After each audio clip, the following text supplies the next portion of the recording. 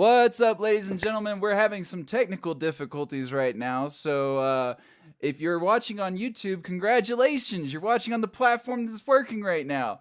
I did let Rod know that the Twitter time change stuff, yada yada. So if you're trying to watch from Twitter, you're gonna have to come over to YouTube until we get that situated. But the time change, unfortunately, does not take place for the entire world all at once, because why would that make sense?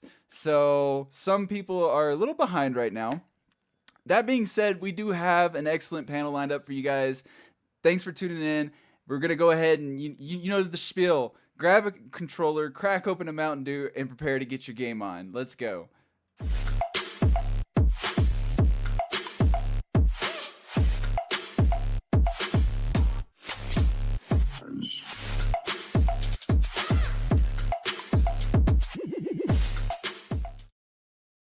What's up, ladies and gentlemen? Welcome back to another episode of the Block Sauce.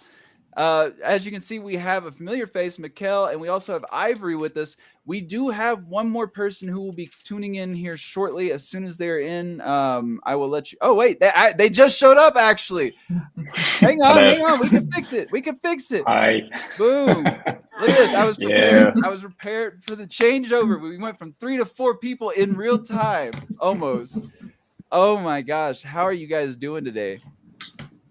Hey, okay. Pretty good, yeah. So we have Mikkel. You know Mikkel, she's working on stuff that we can't discuss or disclose because keeping it close to the chest, it's fine. We got Ivory from Fuse Wars, which you guys should keep an eye on our YouTube. We got a video dropping on those guys soon, so you'll know more about them in no time. And then we got Nico. Nico, they asked me where you're from, and I'm sorry, I don't know which Nico you actually are. So, which one are you from? Well, I mean, that'd be the Nico from Trevor Games, right? So I'd be the one from the France. That's what I thought, but I didn't want to assume and then immediately get it wrong. I'd rather just embarrass myself and be like, I forgot. So. Yeah, it's good to be here. I got a text message. I was like, hey, apparently, time works differently in, different part of the world. And I was like, okay, it's okay. Let's do this. No, we figured that out ourselves because our Twitter is not currently live unless it has been resolved since I started the show. But Ivory had pointed out, he's like, wait, it says 3 p.m. I'm like, wait, went and checked. Oh yeah, only part of the world's changed times. Yeah.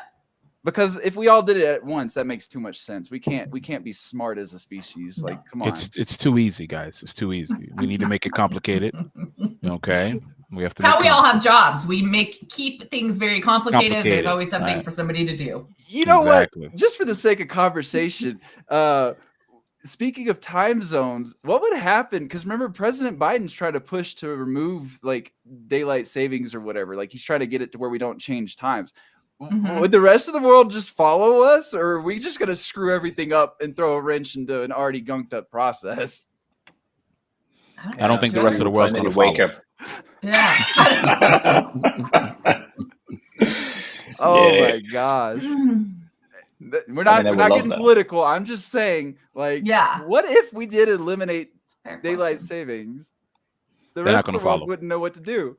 They're just going to ignore us, which is probably the best idea.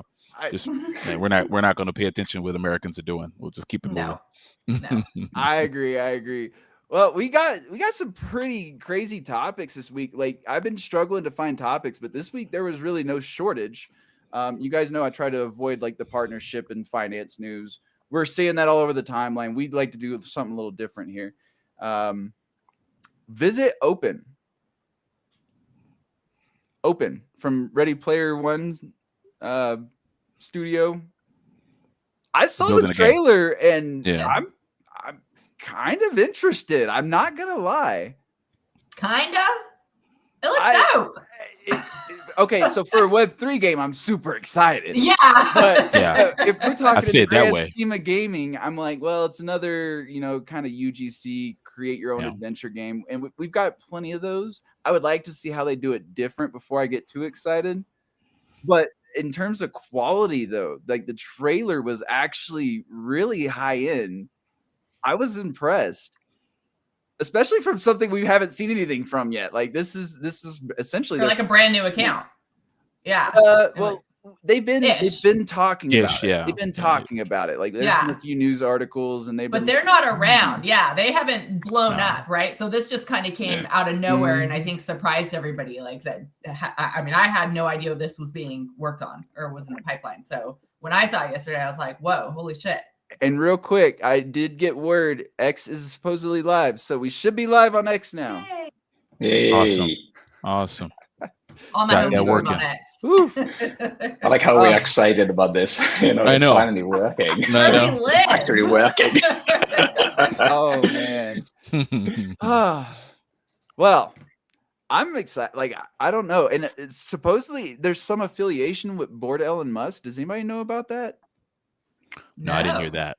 But that would make sense. I've been seeing him like really dive into it and kind of advertise for him a bit, and he's doing that thing where you like share the videos, but it's like it acts as your own tweet and it just quotes who it's from and it links to them. So I'm like, I saw quite a few big influencers yesterday doing the same. So I'm sure they had worked out some kind of KOL package to tweet the initial video and keep it all on the same video so it shows millions of views overall instead of new copies. So that makes sense to me. I don't know if they're like involved outside of being like KOLs. I haven't heard anything to that effect, but that would be interesting.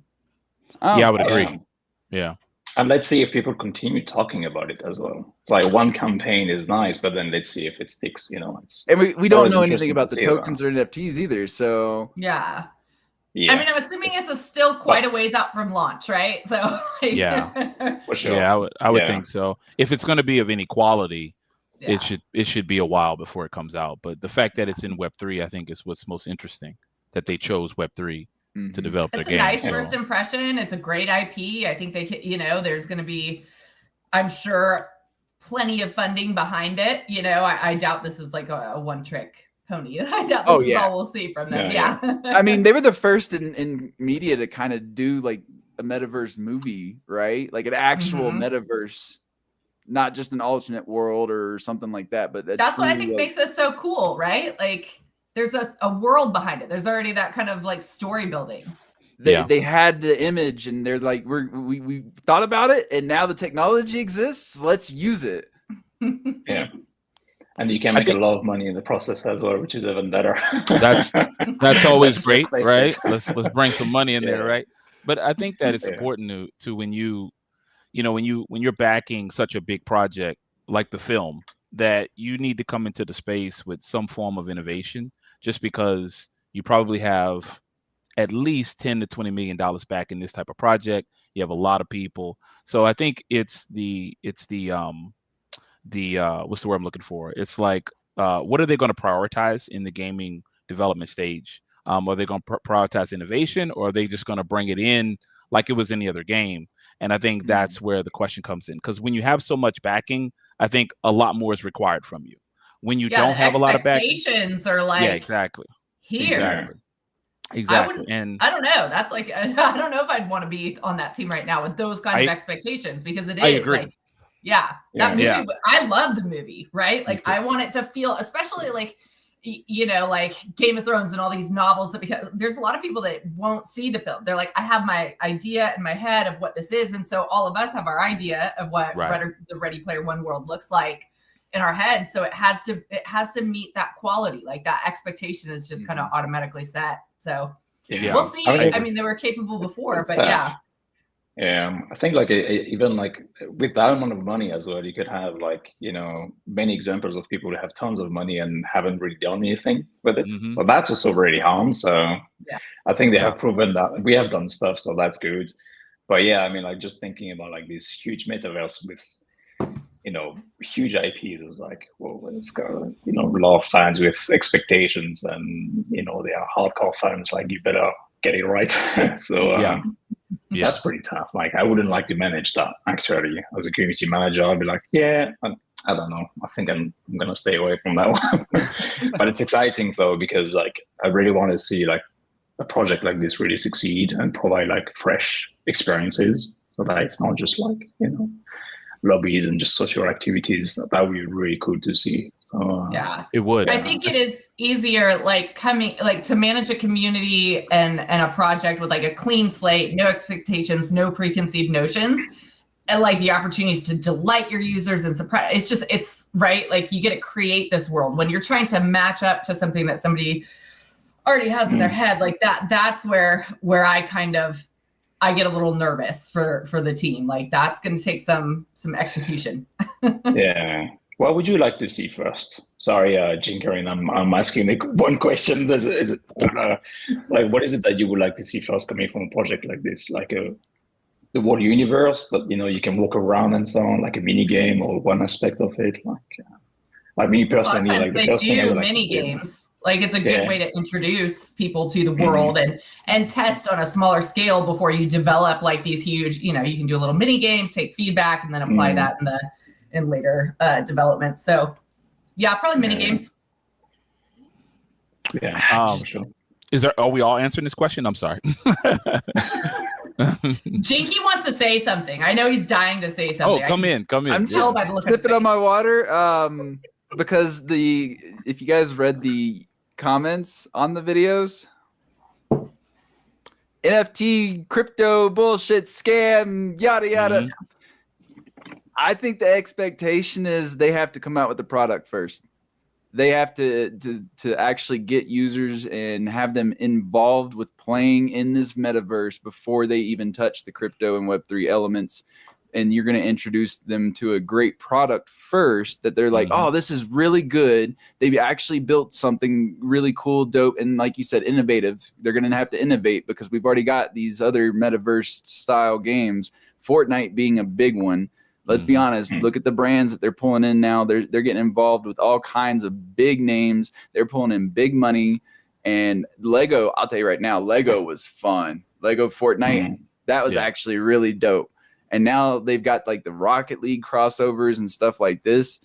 You're going to have to get smart about coming in at this point in the game when you have these really entrenched titles that already have users and developers and everything. You're going to have to, because you got to realize it's not just the users. You also have to convince the builders to learn a whole new tool set.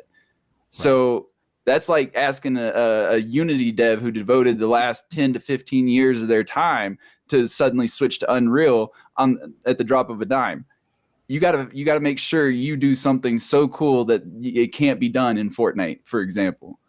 That's a good point. Yeah, I think they're competing with indie developers as well. And one of the things that is interesting about indie developers is that they're already kind of ahead in the game, especially in Web3. They're looking at what has failed, what's constantly failing, how to succeed. And so it would be a little bit insulting or embarrassing if indie developers did better and they had less money, they had less funds, and less, a lot of other stuff, but they got the vision, in there and they know what they're doing. So I think it's interesting because when you come into this space, you want to blow it out of the water, especially if you're somebody of that caliber. And I think that, story is very important, bring people in with the story, bring some innovation through story. I'm a Hideo Kojima fan, so I would always lean in that direction first instead of leaning in the direction of tools, features. Let's lean in with story and then bring the features and the tools afterwards. I think it's a win-win because if the story is good, guess what? Nobody really cares about anything else. Story's great, so now everything else is icing on the cake instead of it being the cake. When people come in with Web3, they're trying to make the tools the cake, and that doesn't tend to work. Not as of right now, anyway. Wow. So either Ivory's watched the past episodes and he's sucking up to me, or he's really aligned with my thought process, because if you've watched this show before, you'll know that I have said that you got indie devs doing way better games with way less funding than we're seeing in Web3. So what the heck's going on? Lethal Company, Power World started with $10,000. It eventually grew to like $7 million. But you got Web3 projects raising tens of millions of dollars and can't even pull off anything that is like a tenth the successful as Power World, right? Yeah. Just saying. I mean, it's not unique to our industry. It's not unique to like crypto or gaming or any. I mean, that's in every industry. A lot of small teams perform better than large bloated teams with lots of money. I mean, that's just it all depends on who's on the team, how passionate they are, what the vision is. I mean, there's so many extra. I don't think we can like that's kind of a sweeping, When you think about just Minecraft, what it has become, it's just one person, right? And then it's like a 2 billion acquisition from Microsoft, and it's like, whatever. It didn't need a huge studio to achieve them. I think like small team, less friction, you can deliver fast, learn quick, and then adapt quicker. And that's just the thing, I could imagine like a mid-size to a big studio actually being able to do that, but they need the mindset. And I think that's also why it's so hard for many established giants to actually get into Web3. I don't think they actually dislike it, or they want to wait for so long to actually do something with it. It's so much politics. It's always like that. I mean, like people talk about it all the time. Right? Like, when you bring Web2 IP into Web3, you are risking your Web2 business. High risk. Definitely. But also, that's a great segue into the next topic too, because we got Maple Story signing with AVAX, and you want to talk about bringing Web 2 over to Web 3 and risking your business. They're not the only ones. We know CCP Games, the builders behind EVE Online, they're testing the waters. They actually had an alpha play test. It was under a heavy NDA, so I don't really have a lot of information. I was not a participant, so I can't spill any beans myself. But they are building. Square Enix also, like we got Ubisoft, they're all risking their name with this situation. But I think as more and more people pile on, gamers will eventually accept, hey, there's got to be a good game that comes out, and they're just like, man, I love this game.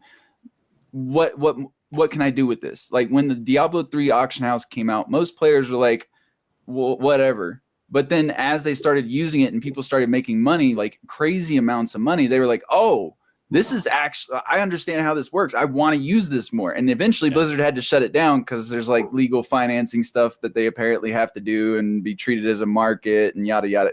Obviously in Web3, we're aware of all that. So hopefully everybody's T's are crossed and I's are dotted properly. We'll find out, I guess, in the future. I said hopefully. I said hopefully. I'm not hopeful, but I think there's still a lot to figure out for sure. Right? I'm trying to be optimistic. Yeah, no, definitely. I mean, let's be optimistic about the fact that there's still so much that we actually need to learn. But yeah, I have hope that things will be for the best. Yeah. But yeah, I mean, like these, I think there's a big difference between taking an existing product to Web3 and taking an IP to Web3. I think that there is that. And then there's also within Web3, we need to understand that integration of blockchain tech can be done in different levels. You can go full in where like everything is relying on it, or it could just be, these are items, we just thought it'd be better to have them as NFTs.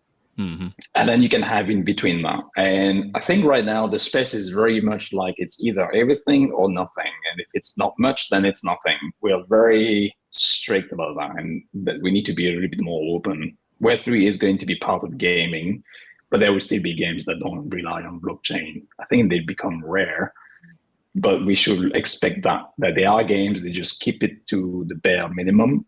And if it makes sense, I'm all happy about that.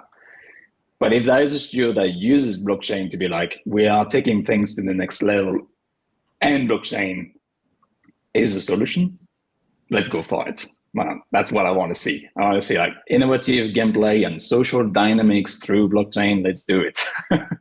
But I have nothing against like projects being like, the only thing we have is a collection and that's it. Like this items in our games. That's the only thing. Sure. If you can justify it. I agree. I like when games do it to a point I can't tell. Yeah, me too. Yeah. There's so many games. The first one that kind of comes to mind was Nitro Kart Racing, or Nitro Nation World Tour. There's a few different ones out there, so I get the names mixed up. But it's Nitro Nation World Tour. It's from Mythical Games. I was buying in-app purchases, and little did I know it was putting it in my Mythical account wallet, which is a custodial wallet on the back end. Everything I bought in-app, I was able to go to the website, and if I wanted to, I could sell it. I didn't know that. I was just buying because I was like, I'm having fun with the game. And then once I realized, oh, this is on the chain, this is an NFT game, because they had a really good marketing push and like Dead Mal crossover. So I just downloaded the game and started trying it. That is neat. And it wasn't really pay to win. Like, it's kind of like pay to progress, so to speak. And I found out like owning my garages helps my clan out, or like people who join my street clan or whatever it is. So me investing money actually helps the other players who don't want to spend money. And I was like, that's neat. Like, that actually is pretty cool. I've never even thought of that concept. Your wells benefit the whole community rather than just themselves. Which is how it should be in life, right? Yeah, like, and cool. Then you kind of help the people around you level up, and then when they level up, they help you up when they're growing, right? That's the network effect. That's what we're all trying to achieve.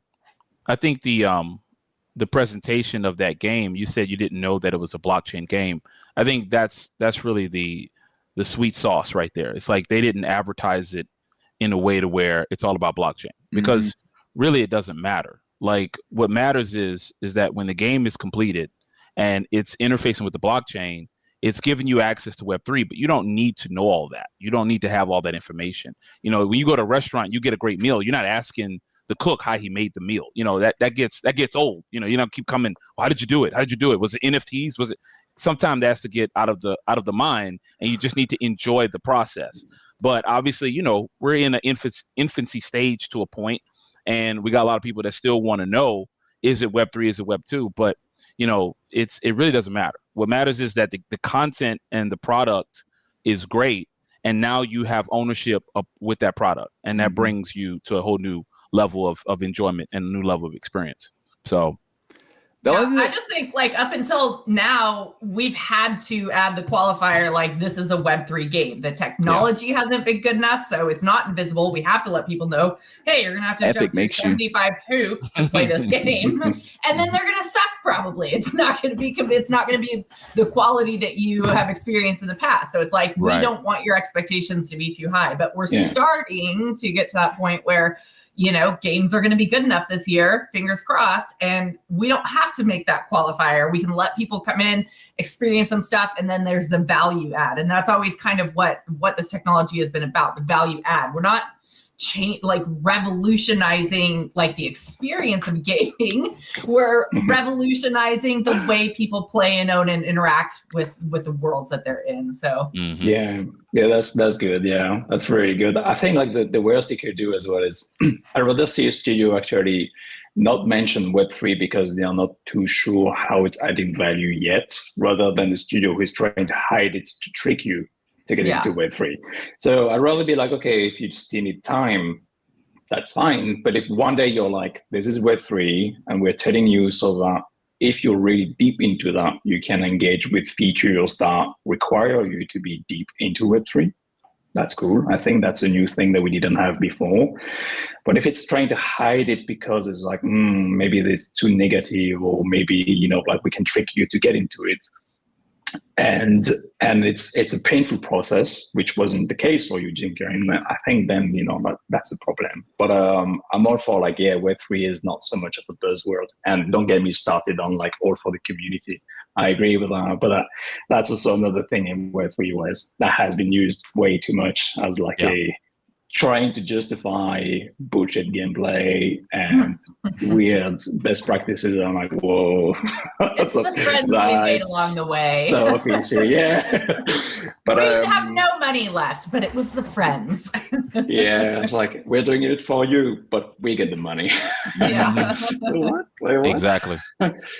Exactly. Yeah. The only thing that concerns me is MapleStory and Nexon already have a kind of shady past. And we have seen companies come over and do exactly that, where they're like, oh, Web3, I can make money here real quick. And then the game shuts down, right? I literally was in MapleStory 2 when they pulled the plug on it. And I think in the US, they pulled the plug. I want to say it was within the first 6 months or a year.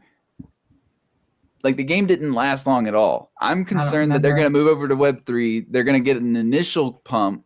And then, of course, with Pull the any plug. Web3 game, it's going to just taper off, and like eventually the money isn't going to be flowing in the way they think it is. And they just, like Ivory said, pull the plug.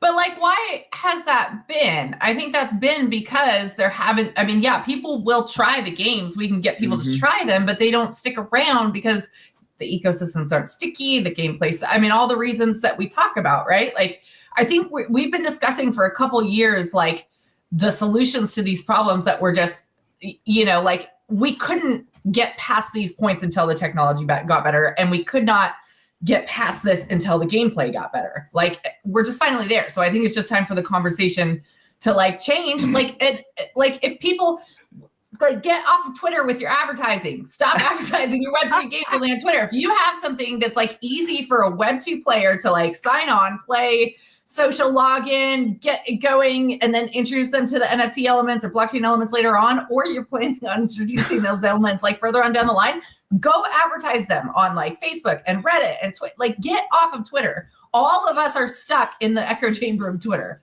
It's time to get off. We have good enough stuff to show the world now. Like, we've incubated in our echo chamber enough. Like, it's time to take the show on the road. But I like the sound of my own voice. Come on.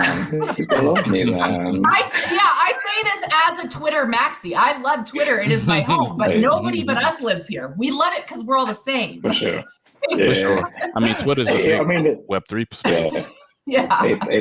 It's how it is now, but I agree that I think, I think the bubble will burst at some point, and we'd get there. But I agree with you. If your game is so much of a game and you don't really feel the Web3 aspects, like just like advertise it as a game, I think you're ready for that. I totally agree. But I think I was reading comments on Reddit earlier, and there's still people saying like, what are NFTs? I don't even get it. Just don't even call stuff NFTs. Just say, hey, in our game, you really own this stuff, and we're not going to ban your account if you try to sell it. You don't have to say it's blockchain. You don't have to say you own it, crypto, like nobody can take this from you. You don't have to like, clearly they don't really care that much about it, but they would kind of think it was cool if they weren't going to get banned for trying to do this stuff. I have a nephew that just got banned off of, he bought some gold on an exchange, not a whatever, certified exchange, and his account is banned for 30 days. I'm pretty sure he would be perfectly happy switching to a game, all things being equal, where they were like, hey, listen, you can freely buy, sell, and trade this gold wherever you want. Have fun. I think just to add to that, I think that, the community kind of can dictate some things as well that can cause a problem. And what I mean by that is that, so, because I'm a developer, so I kind of have some experience in this. You can have a community of people that are into your game, but from a business standpoint. And sometimes that changes the developer's perspective on how they're trying to introduce their game. So now they're trying to introduce it more like what's Web3, it's NFT, it's all business, yet it's just a game. And, there's a lot of gamers that are not in this space. Like she's saying, on Twitter, it's all Web3 and you just want to be in front of gamers. But your first initial rise came from maybe crypto investors, not gamers. And so now you have to transition that, which can be very difficult as a developer, trying to transition that into, hey, it's all about games. It's not about just, crypto, blockchain, etc. But if you start down that path, it can be a very difficult transition period from going from, we're Web3 and we're still just a game. I think it's a harder process. It'd be so cool if someone just launched in Web2 first. Like, we didn't even hear about it, and then this game comes in and was like, oh, we've been here for like 6 months. We have a lot of success, and like here we are on Twitter now. Do you guys want to come play us? I would love for somebody to do that, just to see what happened, because we're all doing the exact same thing. Yeah, but I think that would be a very big risk to actually verify if the blockchain aspect of the game is working. It's good. Yeah. So I don't think we will see that, but I think in the transition, but I think this is one aspect that has been a little bit bothering me as well in Web3 is I think there are personas that are coming from blockchain and Web3 that actually can generate value in your game without being a gamer. So I think rather than the transition, I'm having trying to focus on two different things basically. And you focus on, the Web3 aspect, this kind of marketing and the acquisition of the users that are going to add value to your product without being a gamer. And then you can focus, let's bring the gamer now and then Web3 people provide to the gamer, and the gamer provide to the Web3 people, and the developers provide the platform. And I would like to see more of that. It's like we have these personas, and we can make games for all of these people now. I think that would be quite powerful as well, rather than it's either just Web3 or it's Web2. Or it's Web2. Yeah. And I think we are stuck a little bit into that, whereas like it's either or, otherwise we fail. And I'm like, but we need to try. Now is not the right time to actually call like this is a best practice, playbook. Let's continue to try things and so on. So, but yeah, I agree that the transition can be quite painful, especially since nobody has done it well yet. So we're still discovering. Yeah, I agree. Point. Yeah, and I don't know. I want to believe that somebody's going to get it right. I really do. But you can look at actual Web 2 economies, and like it's a constant power struggle of balancing how everything plays out and being able to adjust on the fly. EVE Online is the prime example of that. They introduce one little balance change that'll throw the whole economy off, and immediately like you have everybody complaining. They'll talk about how an entire class isn't playable anymore because like the people who craft all these items, that one little balance change made one of the resources so rare that they can't craft them anymore. And in Web3, you have that data. It's public. All these APIs and stuff can be tied into, read that data, and then form charts that can kind of predict how it's going to have an impact. And we got these AI tools now that I know all these Web3 companies are using in some form or fashion that can probably even take the data and then parse out, the potentials for them. And they're able to react a lot faster. So I want to believe it's going to happen eventually. I just don't think anybody's figured it out yet, like you mentioned. So we'll see what happens. But for the next topic, we have a game that I actually pre-registered for. I don't know if you guys heard about it. They were kind of popular in the MMO sphere. I say kind of because if you're aware of them, it's not really the Western audience. It's more of the Eastern. So came out with a new game called, I think it was Night Crows, Crow's Night. I'm playing it. I'm Night Crows. I was about to say, I literally got it idling off to the side right now. I've never heard of it. No, I actually was pre-registered and everything. Like I got the notification on iOS. It's ready for preload. I downloaded it. I was ready to jump in and it's like, oh, servers aren't live yet. Crap. So I didn't realize it was a preload to the game even launching. So I jumped in. I'm a big MMO person. It's a mobile MMO. I don't know if you guys have tried it yet. It's like a mobile MMO. It came from the developers. If I remember correctly, it's the same. Some people developed it. It's the same team that did MERV 4, if I remember correctly. And MERV 4 plays pretty much the same. Like you auto battle, you do a lot of grinding and killing the same enemy over and over. That's why there's an auto battle. So you love it, is what I'm gathering from this. I'm saying your mind. It is an acceptable. It is an acceptable mobile MMORPG. Am I going to quit World of Warcraft to play this on my PC? No.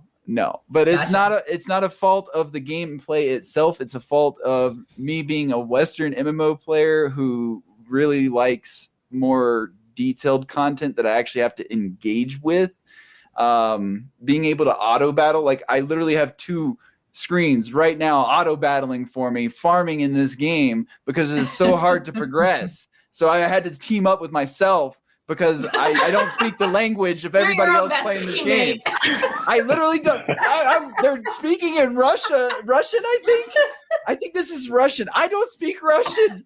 There's no auto translate. You're an MMO, an international MMO. I'm playing on the NAEU servers, so I'm having to deal with EU people as well, and there's no auto translate.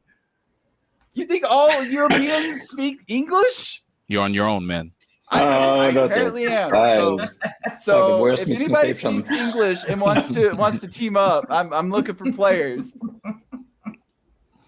Well, I never heard of this game before. So you said World of Warcraft, but now you're playing that. Oh, I didn't quit WoW. I raided last night. I got raided tonight. Ain't getting me to quit. Not that easy. Not that easy. I don't know what I'll do. If somebody ever tells me Jinky's quitting WoW, I won't believe it.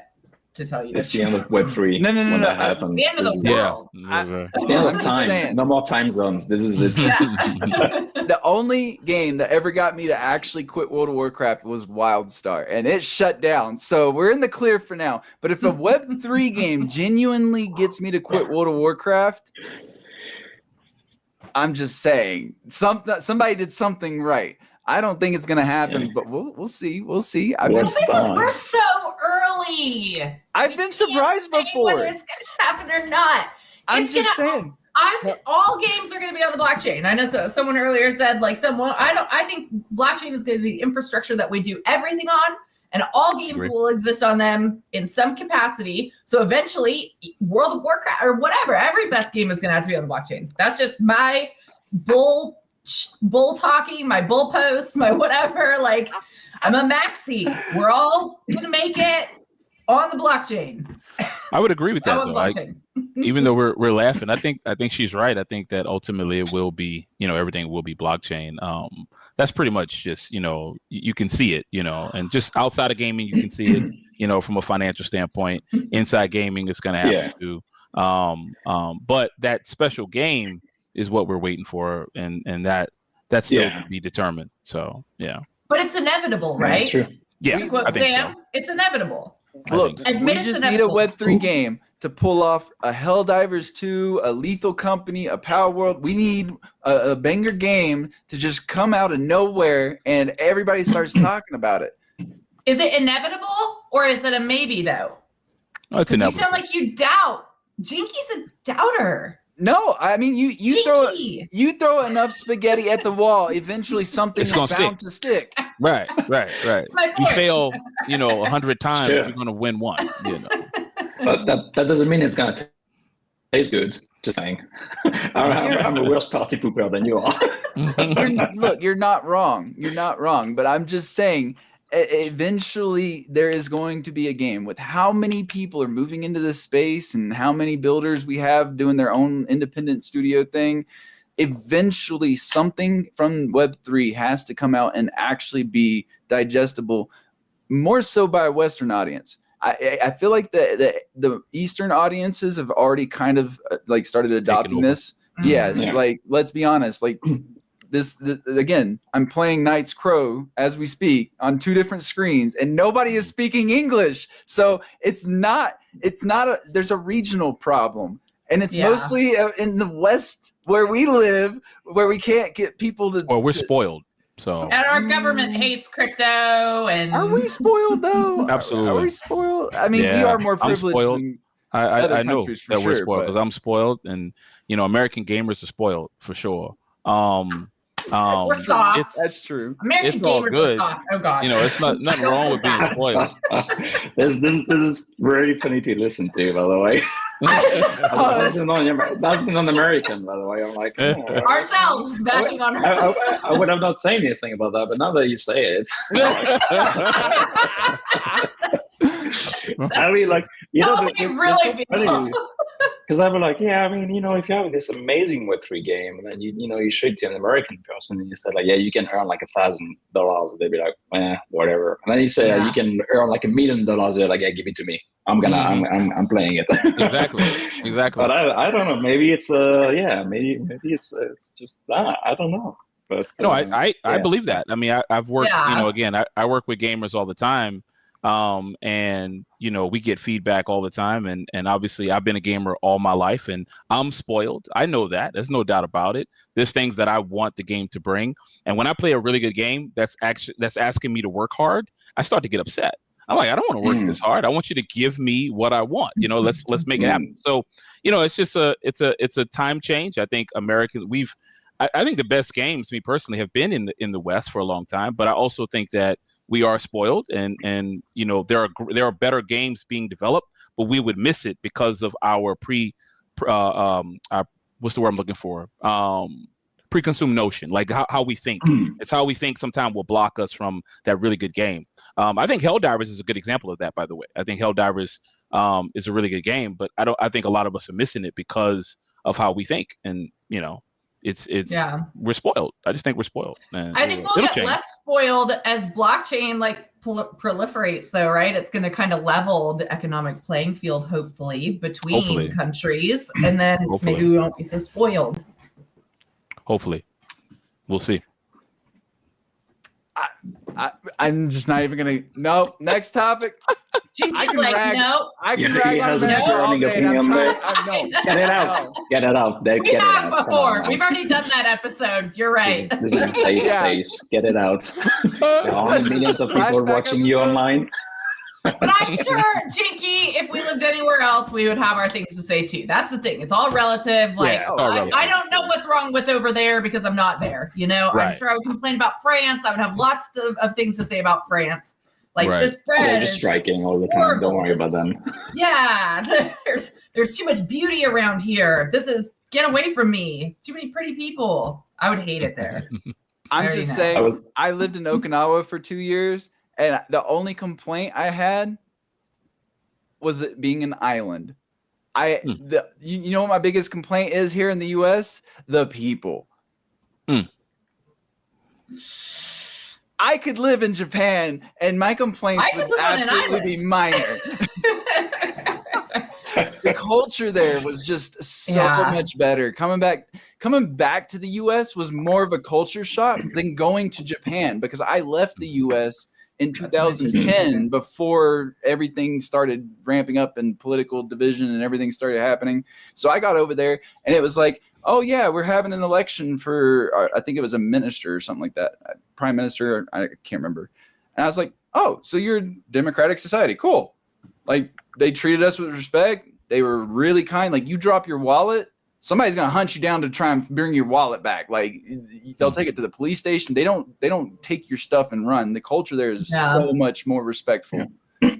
And coming back after 2012 and coming in, oh my God.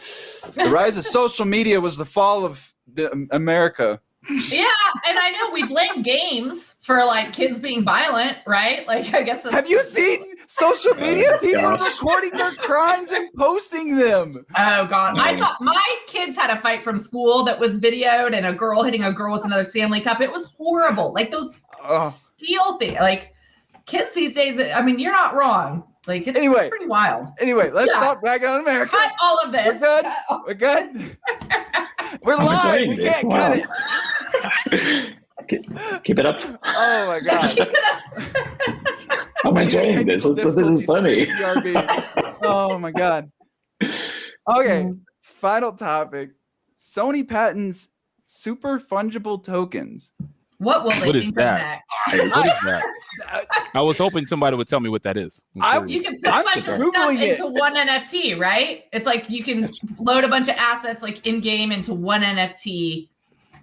Okay. And maybe sell them all as a bundle. I think it's a way of bundling like smaller assets. Well, that's actually a cool idea. I see the use case. If that's what it is, I see the use case. So imagine your collection NFT. Yeah. And then each individual item can go up under that collection. So like Resident Evil, so Silent Hill, like each individual game, you don't have a bajillion NFTs for. You can load them all into that one super NFT. Yeah, that's pretty cool. That's pretty super cool. Fungible, super fun. Yeah. That's what it sounds like to me. It's branding as well. It's a stupid name. I don't like the name. Yeah. The name don't like NFTs, try SFTs. Yeah. I don't like the name. They need to stop with these names. But getting back to thinking of the meme. Where they're like in the meeting and someone says like, stands up and says, we need to find a cool name for that, and then the last one is the guy being thrown out of the window, because it's like, let's use super, Yeah. Super NFTs. Okay, what does that mean? But I mean, nothing's going to happen with that. That's like, if we've heard about it, it's unlikely they're going to do anything with it. That's usually how it goes. So no, they actually patented it. They did patent. Sure, but tons of other things, like the amount of patents we have in the games industry every day is crazy. But like my point is like if they really had an edge over the industry, then you would have not heard about it. Like this is something they'd be like, hey, look at that, and then maybe even like test the water, see like okay, who's actually reacting it makes me think about like you could actually patent something just to make the competition think that you're actually diving into Web3, but you don't believe in it. Competition. And yeah, stuff like that happens in the games industry as well, where they say like, yeah, we're going to put in Web3, we're gonna do pattern. No, we're not doing it. Well, is he back? Did we lose him? I'm I back. don't know. I'm back. Oh, there he goes. Yeah, I think connection is is striking. Yeah, getting rugged. Oh my God, is this Twitter? Oh no, sorry. I mean, we are on Twitter too, so I don't know. Maybe I'm not. Let's start a Twitter bashing session, and then we can wrap. Oh no, it's spreading. Has been done already. Yeah, Grok escaped into the wild. Yeah, I mean, we'll see. I love them to integrate that. I think if we see console actually having blockchain integrating and made easier for users, that would be pretty cool, though. That would be we cool. will see that. Can we just start manifesting together? We're gonna say when we see you said manifesting, huh? Manifest. Mikhail says manifesting. I think though these companies are preparing, but what I believe is, and this is just speculation from what I've heard through blockchain, is that they want to see a small studio or an indie succeed, because big studios don't need to come in. There's no point. It's not like that they're gonna like miss something all of a sudden. They can come in when a small studio succeeds and then take upon that what's the word I'm looking for? That protocol of what they did, and then use it again or buy them out, whatever they have to do. So I think that they will come in, but they would like to see a small indie studio do the damage, go through the fire. Why Sony needs to go through the fire? There's no point. There's nothing. The risk reward is off for them. Exactly. There's no point to go through the fire. Exactly. Yeah. I think there is a point to go through the fire with them, though, because you got to realize some of their biggest partners and exclusive entries are already teaming up and working in Web3. Square Enix, Capcom, Konami. Okay. So if they build this collection, it's to support the people who are building on their network. Because remember, these are like Silent Hill, that's Sony. Yeah. Capcom. I mean, pretty much everything in Capcom ends up multi-plat eventually, but it's timed exclusive on Sony. Yeah. And right now, they've been doubling down on timed exclusives because of the whole Microsoft. They're still salty about the Microsoft acquisition. Like, let's be honest. So anything they can do to keep people in their umbrella, they're going to probably try to do. I mean, even Resident Evil launched on PC. Resident Evil 4 Remake launched on PC. Like, they build for PC now, and more and more of these audiences are starting to, I would argue, move into the Sony ecosystem through PC, because I bought Kingdom Hearts. That used to be I used to buy the latest PlayStation just to play Kingdom Hearts. Now I don't have to. I can just use PC. Web3 availability is primarily on PC. Well, are you thinking that so this is another question here. Are you thinking that consoles are going to continue in the next 10 years? Do you think Sony is going to be depending on a PlayStation 10 in the next 5-10 years? I think I don't think so. I don't. So I think yes and no, because unfortunately, while PC is a very large market, console I would argue is larger, because even people who own a PC tend to own a console, and the reason is usually because of ease of access. Now, are they going to rely on physical media moving forward? I don't think so, because we're already. You don't think there's going to be some technology to replace like the need for all these different consoles? That there's going to be some technology where we can just pretty much access any game, that somebody is going to make that possible? It's called an emulator. But an emulator. Yeah. Just not Nintendo. Don't do Nintendo. They'll come for you.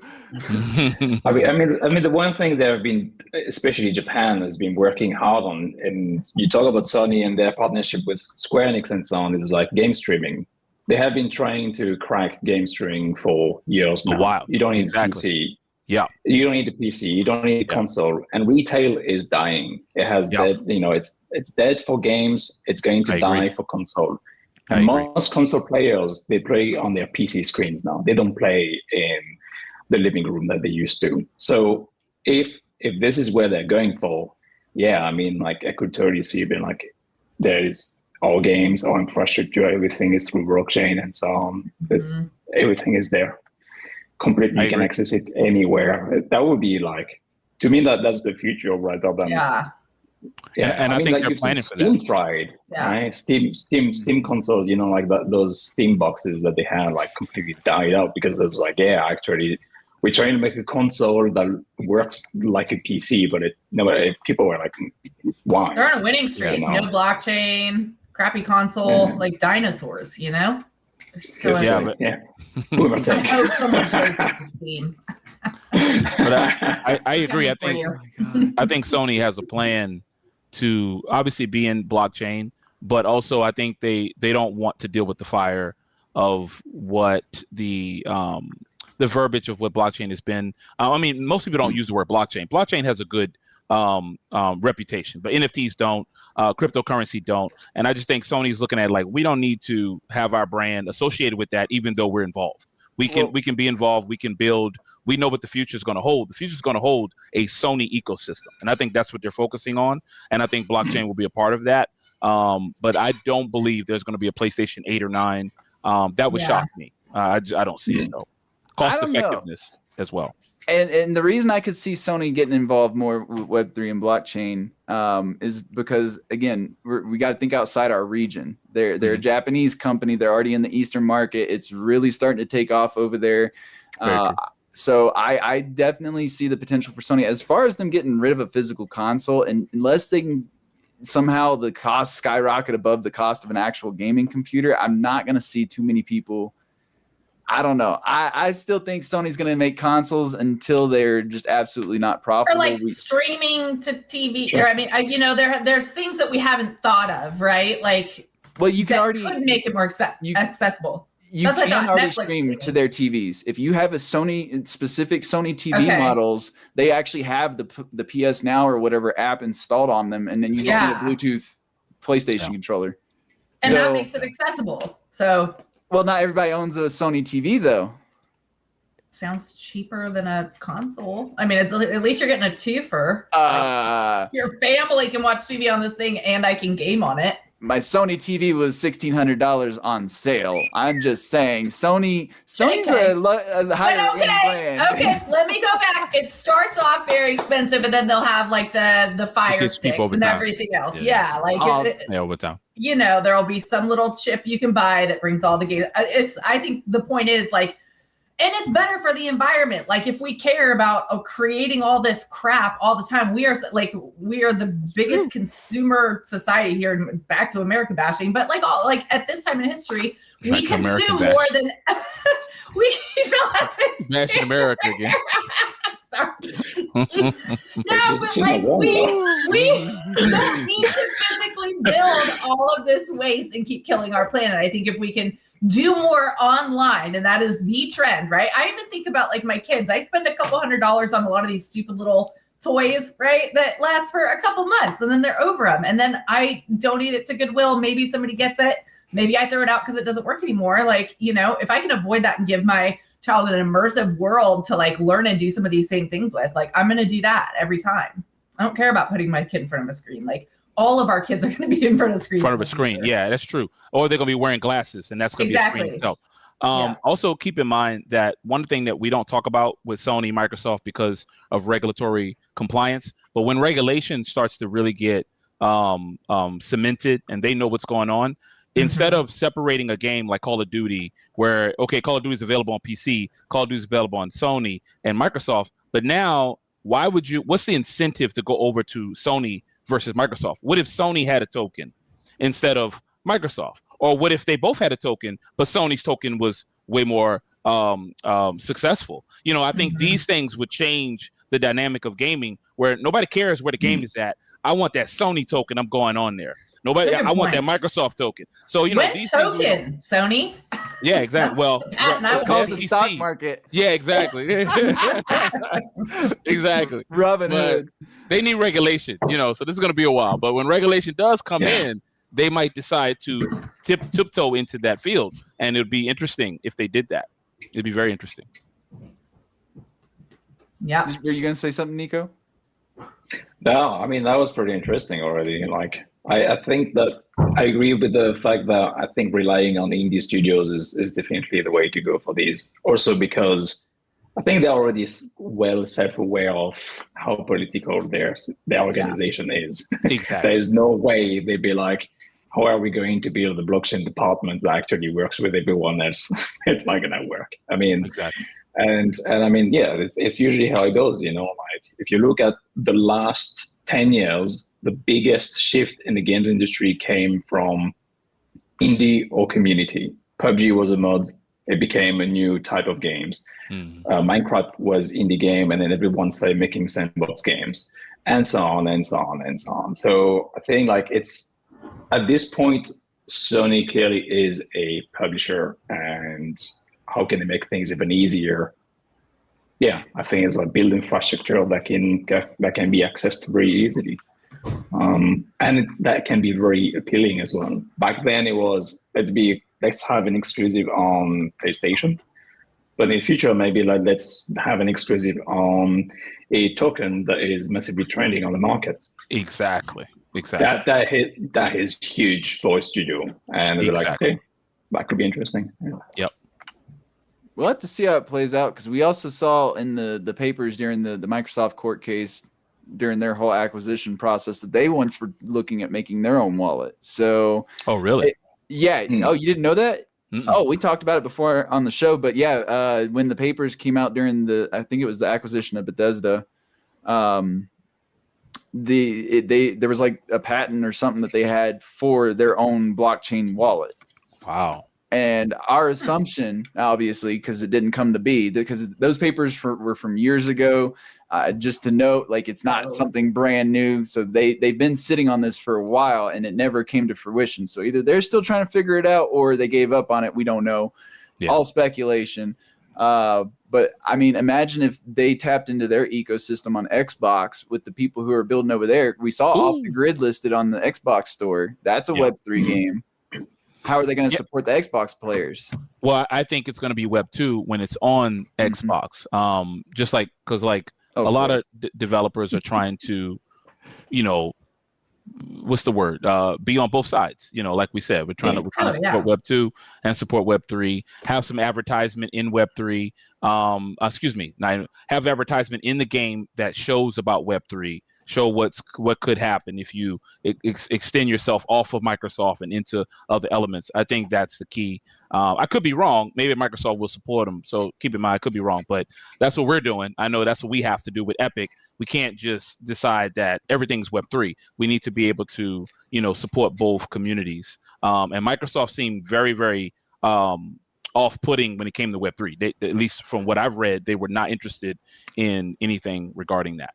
They actually provide Azure Web3 services. So I don't think they're fully against it, but it's they don't make it public. Like there was some Google foo involved with me finding that. But yes, they actually do offer Azure services to Web3 companies. Oh, wow. I'm not sure if that entails like building their own blockchain or how that works. I didn't look too far into it, but yes, they're doing some stuff. That's why I think it's a potential that we could see them execute. We just need something to actually come from Web3 that pops off, and it's got a great experience. Players love it, both Western audiences, Eastern audiences, a global success, essentially, sort of like a POW world, right? They had like 27 million peak players or something like that. Like, we need something like that to just pop off and show these companies, hey, this is why we're doing what we're doing. Like, this works. Players are interested. It's just, we're still building the games out, right? Then they're going to be like, oh, maybe we should have continued researching that wallet, or hey, maybe we should have made this super fungible token to support developers. Who knows what they already have, Exactly. What's it called? Sandbagging. They could be sandbagging on us. Like, there will be that hit game and they'll be like, oh, hey guys, we just so happen to have this. Like, let us steal the thunder of this other thing. That's what I would do if I was CEO. They're watching us and they're like laughing at us. Now, like, she said that's what she would do. Oh my gosh.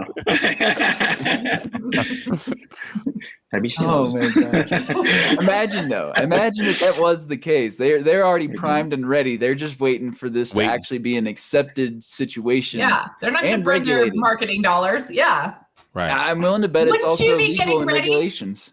Yeah. Wouldn't like, if you're a forward-thinking CEO of, I mean, wouldn't you be getting ready right now? Absolutely. Not ignoring this. Absolutely. We almost honest, had a like, Blizzard rep on the show before they found out it was Web3 based, and then they noped out. I mean, yeah, fair enough. But like, I've seen like the most anti-Web3 companies looking into Web3. So Yeah, of course. it's like they might be like, yeah, we don't really want to say anything, but they're definitely looking into it. And I mean, and I know for a fact that there are companies that are like, yeah, I don't think it's nowhere near ready, but there will come a time we're gonna. So here's why it's so, like screwed up in Web 2. They say like, we're gonna squeeze everything we can out of Web 2, and then when the time comes, we switch to Web 3. Exactly. And it kind of tells you a lot about like the state of the industry right now as well. So yeah. I agree. Saying CCP Games, they've been in Web 2 for years, and it was a couple years ago that it was found out that they were looking into blockchain stuff. The community was they went into a whole freaking frenzy because they thought that they were going to move EVE Online to Web 3. And the developers sent out an email saying, hey, like, we're just researching. There's no plans of EVE Online ever being Web 3, anything like that, yada, yada, yada. And here we are a few years later, and they're like, oh, by the way, guys, we're building a whole separate game in Web 3. They're appealing to the original audience. They're not touching their original game. They're not making it Web 3, but they're still building here. Yeah. But it makes sense, though, because I don't think that the original game would not work in Web 3. No, you need to also make it specifically for Web 3, right? If you just do a simple port, I think, like, especially their economy. Yeah. I think they wanted to make money, and when you want to make money, and let's say that's the priority, you would prefer to use the name of the game that's in Web 2 instead of starting over. So obviously they may have realized, okay, this is not a good idea because we don't want our community catching a fit. But if I could make Metal Gear into Web 3, I'd do it. If I could make The Last of Us Web 3, I'd do it. And I'd make it the most simplistic Web 3, and you probably be like, well, this is garbage. Doesn't matter. It's Web 3. Please pay for it. And that's the thing. So, keep that in mind. Just put us in charge. I think we got it. Put us in charge of Sony, Microsoft, and we'll manage the migration. We'll make you some Web 3 money. Your Not money, financial advice. Oh my God. Oh, this has been great. Did you guys have any final thoughts before we wrap things up? No, I'm excited. Excited to see everybody at GDC. Anyone going? Anyone here going? I can't make it. I think. Well, I saw my project is up for competition at Epic at GDC. So if the project decides to win, then I'm gonna have. Can I go vote and support, or is it like judge voting, or? It's only Epic. Only Epic doing it. And they contacted me, told me that I'm in the final. So if I make it, I'm gonna try to go out there and see it. And they'll put Fuse Wars on their booth. So it'll be. That's amazing. Let's hope see that happens. Let's hope that to happen. You should have said, like, you can support with NFTs. Buy NFTs, you can support. That's a good point. That's a great point. I was like, support with your money. That's a great point. Great point. Oh my God. You missed an opportunity here. I missed the opportunity, man. Oh, that's awesome. That's what Web 3 is right there. That's true. We're not giving financial advice here. I'm not getting canceled today. I'm not saying today. But funny. I will say, keep an eye on our YouTube. Make sure you guys hit that subscription bell because there is a video for Ivory's game dropping soon. So yeah, we got an exclusive interview with them and Slick, their director of blockchain. Sorry, I almost butchered that. My tongue's starting to hide. That's all right. Director of blockchain. I don't know why that's so hard to say. Anyway, that's going to be a wrap for us today, folks. This is another great episode of the Block Sauce. But before we come to a close, of course, I want to say thank you, Mikkel, Ivory, and Nico for joining us today, taking time out of your day to, just kind of shoot the shit, so to speak. But of course, we couldn't have done it without all of our amazing viewers and supporters: Graslow, Mr. Console, Theta Vibes, Romert, Rod, Fruity Loops, Theta Vibes, again, Just Win. See you guys. Saw you guys the whole time. Sorry. Yeah, apologies. they had comments. It was hard to slip them into the discussion today. So I was like, you know what? It was all fun, I'm sure. I'll catch them at the end. Oh my God. I don't want to read any comments about America. Look, today's show, between the tech issues, the time zone problems, and everything else, it's a bit of we survived. Yes, we survived. We survived today. So we appreciate everybody for stopping by, hanging out, and spending time with us today. Remember, the sauce never stops flowing. Follow us on socials at the Blog Sauce on Twitter, and follow all of our amazing panelists too. Other direction, there we go. I don't have your guys' Twitter on hand, so like, just go say hi on the feed or something. Yeah. If you're not in Web3, we'll figure it out later. But if you're in Web3, it shouldn't be hard. Just stalk us. It's fine. Oh, thank you. Stalk us. It's all right. We're used to it now. I'm still trying to wrap it up, man. This has been the longest outro ever. Yeah. That's all for today, Sauce Enthusiasts. Join us next time for another thrilling episode of the Blog Sauce, where we'll keep the gaming flame alive and the discussion sizzling. Stay saucy and keep gaming in the exciting realm of Web3. Thank you guys and have a good one.